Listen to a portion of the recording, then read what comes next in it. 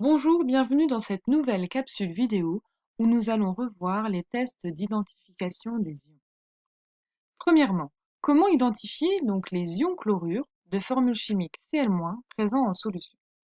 Dans un tube à essai, on introduit une solution contenant des ions chlorure, comme la solution de chlorure de sodium, qui est en fait une solution d'eau salée. On sait désormais écrire la formule chimique d'une telle solution.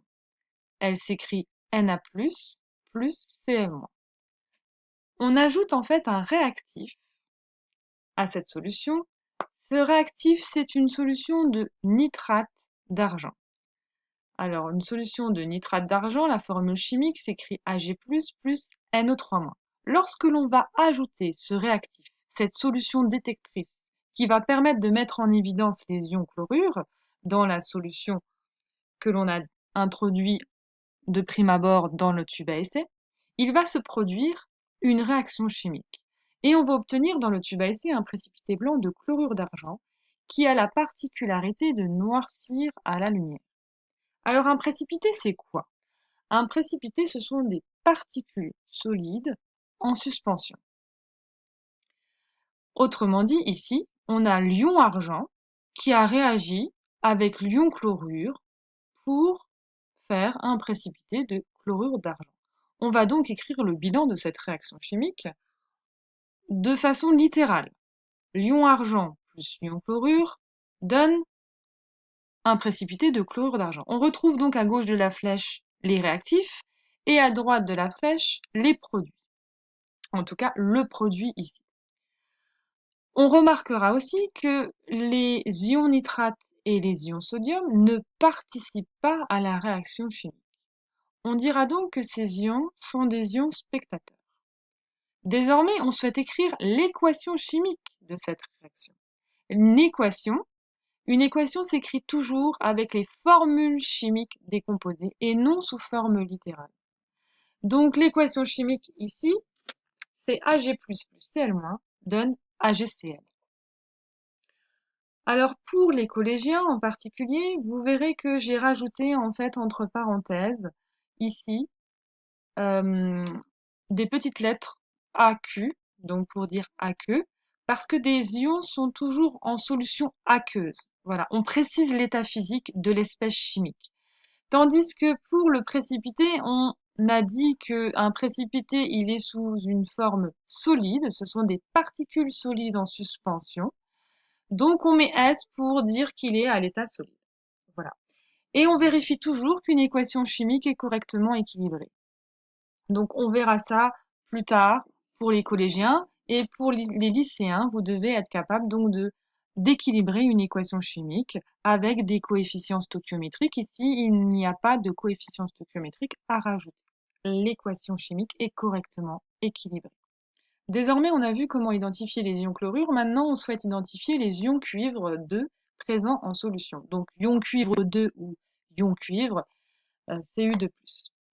Alors, on ajoute une solution de chlorure de cuivre dans un tube à essai qui est de formule chimique Cu2+, plus 2Cl-, comme on le sait. Alors cette solution, elle a la particularité d'être un peu bleutée, due à la présence des ions cuivre.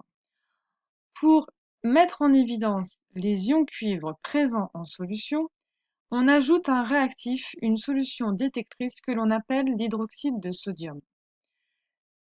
Cette solution d'hydroxyde de sodium, ou solution de soude, a pour formule chimique Na+, plus HO-. Lorsque l'on va ajouter cette solution de soude sur la solution de chlorure de cuivre, on va obtenir un précipité bleu d'hydroxyde de cuivre. Il y a donc eu une réaction chimique entre l'ion hydroxyde et l'ion cuivre 2. Le bilan en fait de cette réaction chimique s'écrit ainsi, toujours en forme littérale. L'ion hydroxyde plus l'ion cuivre donne un précipité d'hydroxyde de cuivre. On écrit donc l'équation chimique, de même avec les formules chimiques de chaque composé. L'ion hydroxyde HO- plus Cu2+, donne CuOH 2 fois. On a donc rajouté ici un coefficient stoichiométrique 2 devant l'ion hydroxyde pour qu'il y ait une conservation des charges électriques. on a 2 charges moins à gauche de la flèche et maintenant 2 charges plus à gauche de la flèche. Tandis qu'on a un composé solide à droite de la flèche qui, lui, est électriquement neutre. Voilà, d'où le rajout de ce coefficient stoichiométrique.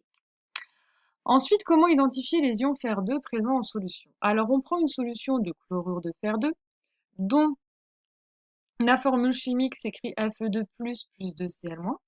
Et cette fois-ci, on ajoute aussi le réactif qui est la solution de soude, donc d'hydroxyde de sodium, Na+, plus HO-. Donc c'est le même réactif que l'on a utilisé pour les ions cuivre. Et on obtient une réaction chimique. Cette fois-ci, on obtient un précipité vert d'hydroxyde de fer2. Et on voit très bien sur la photo, en fait, les particules en suspension, qui sont solides. Le bilan de cette réaction chimique s'écrit ainsi: ion hydroxyde plus ion fer2 donne un précipité d'hydroxyde de fer2. Et on écrit l'équation chimique de la réaction, qui fait intervenir 2 ions hydroxyde qui réagissent avec un ion fer2 pour donner un précipité d'hydroxyde de fer2. Comment identifier maintenant les ions fer3 présents en solution? Puisqu'on le sait, petit rappel sur les ions, que l'élément fer peut soit perdre 2 électrons, soit perdre 3 électrons. Attention, on ne parle dans ce cas pas du même ion. Ici, on a donc l'ion fer3 présent en solution dans la solution de chlorure de fer3, dont la formule chimique est Fe3+, plus 3Cl-.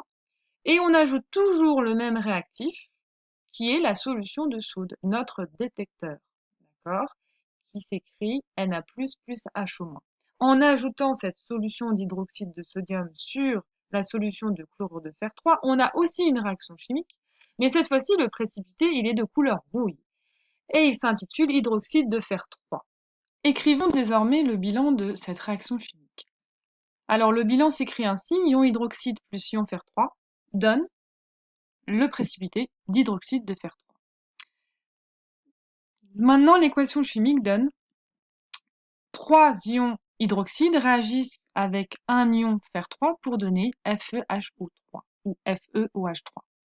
Ici, l'équation est correctement équilibrée. On a rajouté un coefficient stoichiométrique 3 devant l'ion hydroxyde. Alors maintenant, comment identifier les ions zinc présents en solution? Eh bien, on ajoute une solution dans le tube à essai de chlorure de zinc, de formule chimique Zn2+, plus 2Cl-, et on ajoute toujours le même réactif, que ce soit pour les ions cuivre, fer2, fer3 ou zinc, c'est la solution de soude qu'on utilise pour les mettre en évidence. Et cette fois-ci, on obtient une réaction chimique, mais c'est un précipité blanc d'hydroxyde de zinc. Voici le bilan de la réaction chimique. Ion hydroxyde plus ion zinc donne précipité d'hydroxyde de zinc. Et voici l'équation chimique de cette réaction. Donc on a 2 ions hydroxyde qui cette fois réagissent avec un ion zinc pour donner le précipité d'hydroxyde de zinc. Alors voici un petit résumé de ce que l'on vient de voir.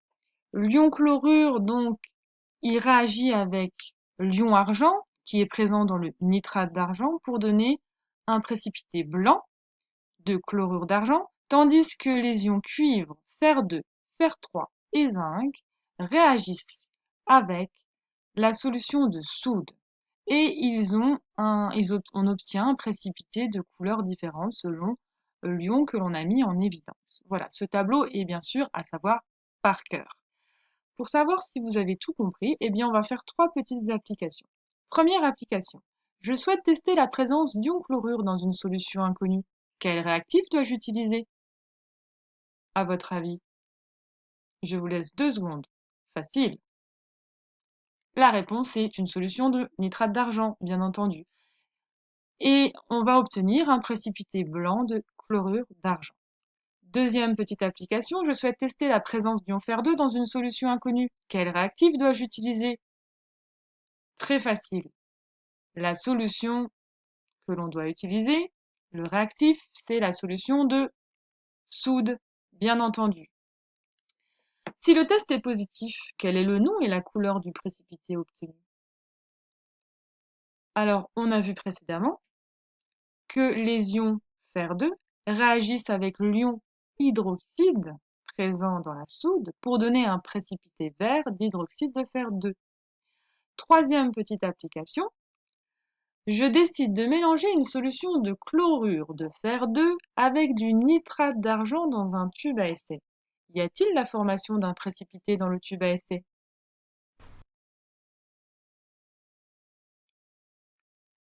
Alors, à votre avis, oui, il y a bien une réaction chimique qui se produit. On a mis ensemble des ions chlorure et des ions argent. Donc on sait que les ions chlorure réagissent avec les ions argent pour donner un précipité blanc de chlorure d'argent. Les ions fer2 et les ions nitrate ne sont que des ions spectateurs ici. Du moment qu'on a l'ion chlorure et on a l'ion argent, les deux vont réagir ensemble. Donc il faut toujours bien faire un bilan de tous les ions qui sont présents en solution. Voilà, si vous avez réussi ces trois petites applications, c'est que vous avez tout compris au cours. Je vous dis donc à bientôt et je vous souhaite d'excellentes révisions.